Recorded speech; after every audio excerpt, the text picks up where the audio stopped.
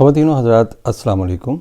آج ہم ایک ایسے موضوع پر بات کریں گے جو نہ صرف نوجوان نسل بلکہ ان کے والدین کے لیے بھی انتہائی اہم موضوع ہے۔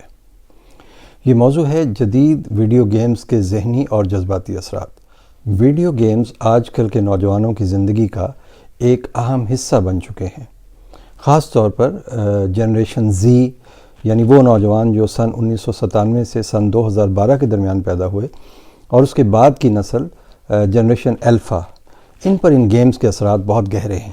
آج کل کے مشہور گیمز جیسے Fortnite, Call of Duty, PUBG, Minecraft, Grand Theft Auto GTA، League of Legends اور ویلورینٹ وغیرہ یہ نوجوانوں میں بے حد مقبول ہیں۔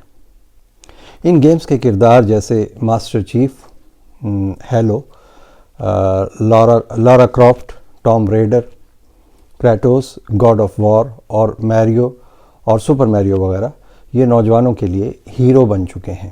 اب ان گیمز کے ذہنی اور جذباتی اثرات کیا ہیں؟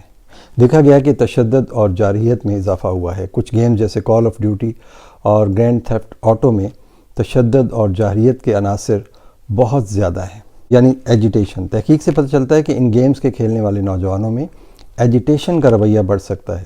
یہ گیمز کھیلنے والے بچے بعض اوقات حقیقی زندگی میں بھی تشدد کی طرف مائل ہو سکتے ہیں۔ دوسرا، یہ گیمز اٹینشن ڈیفیسٹ ڈس آرڈر پیدا کرتے ہیں، یعنی توجہ کی کمی۔ جدید گیمز میں تیزی سے بدلتی ہوئی جو تصاویر ہیں، مناظر ہیں اور واقعات ہیں، یہ نوجوانوں کی توجہ مرکوز کرنے کی صلاحیت کو متاثر کر سکتے ہیں، فوکس نہیں کر سکتے۔ اس کی وجہ سے وہ اسکول یا گھر کے کاموں پر توجہ نہیں دے پاتے اور ان کا فوکس کم ہو جاتا ہے۔ پھر کچھ نوجوان گیمز میں اتنا زیادہ وقت گزارتے ہیں کہ وہ حقیقی دنیا سے بالکل کٹ جاتے ہیں۔ اب مائن کرافٹ جیسے گیمز اگرچہ تخلیقی صلاحیتوں کو تو بڑھاتے ہیں، لیکن اگر انہیں حد سے زیادہ کھیلا جائے تو یہ یوتھ کو سماجی میل جول سے دور کر دیتی ہیں۔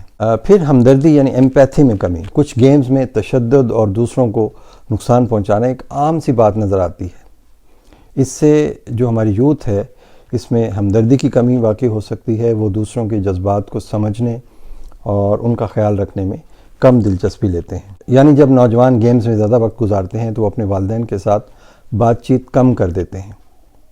اس کی وجہ سے کیا ہوتا ہے کہ والدین اور بچوں کے درمیان فاصلہ بڑھ سکتا ہے، اور والدین پھر اکثر اپنے بچوں کو گیمز کھیلنے سے روکتے ہیں، جس کی وجہ سے گھر میں کشیدگی بڑھتی ہے، تنازعات پیدا ہو سکتے ہیں، بچے والدین کی بات نہیں مانتے اور والدین بچوں کے رویے سے پریشان ہو جاتے ہیں۔ گیمز میں زیادہ وقت گزارنے کی وجہ سے نوجوان اپنی تعلیمی اور گھریلو ذمہ داریوں کو بھی نظر انداز کر سکتے ہیں۔ اس کی وجہ سے والدین اور بچوں کے درمیان تعلقات مزید خراب ہو سکتے ہیں۔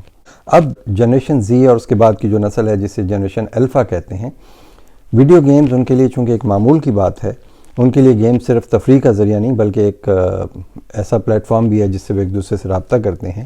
لیکن ان گیمز کے نیگیٹو ایفیکٹ سے بچنے کے لیے والدین کو چاہیے کہ وہ اپنے بچوں کے ساتھ مثالی رویہ اپنائیں۔ والدین کو چاہیے کہ وہ بچوں کے لیے گیم کھیلنے کے وقت کو محدود کریں۔ دن میں 1 یا 2 گھنٹے سے زیادہ بچوں کو اجازت نہ دیں کہ وہ ویڈیو گیمز کھیلیں۔ پھر آپ گیمز میں کچھ پازیٹیو یعنی مثبت گیمز کا انتخاب کر سکتے ہیں، جیسے مائن کرافٹ ہے یا سم سٹی ہے۔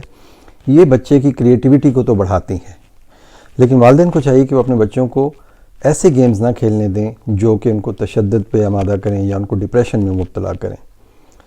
اس کے علاوہ بچوں کو گیمز کے ساتھ ساتھ سوشل ایکٹیویٹیز میں بھی حصہ لینے کی ترغیب دیں، اس سے وہ حقیقی دنیا سے جڑے رہیں گے۔ والدین کو چاہیے کہ وہ اپنے بچوں کے ساتھ باقاعدہ بات چیت کریں، انہیں گیمز کے پازیٹیو اور نیگیٹو ایفیکٹس کے بارے میں بتائیں۔ خواتین و حضرات، جدید ویڈیو گیمز نوجوانوں کی زندگی کا ایک اہم حصہ ہیں۔ انہیں ہم ان کی زندگی سے نکال نہیں سکتے، لیکن ان کے ذہنی اور جذباتی اثرات کو نظر انداز نہیں کیا جا سکتا۔ ہمیں یہ یاد رکھنا چاہیے کہ گیمز صرف تفریح کا ذریعہ ہیں، یہ کوئی زندگی نہیں ہے۔ امید ہے یہ ویڈیو آپ کو پسند آئی ہوگی۔ یہ ویڈیو ان لوگوں سے ضرور شیئر کیجئے جو اس حوالے سے پریشان ہیں اور انہیں اس حوالے سے کوئی گائیڈنس یا رہنمائی چاہیے۔ میرا نام ڈاکٹر سہیل احمد ہے۔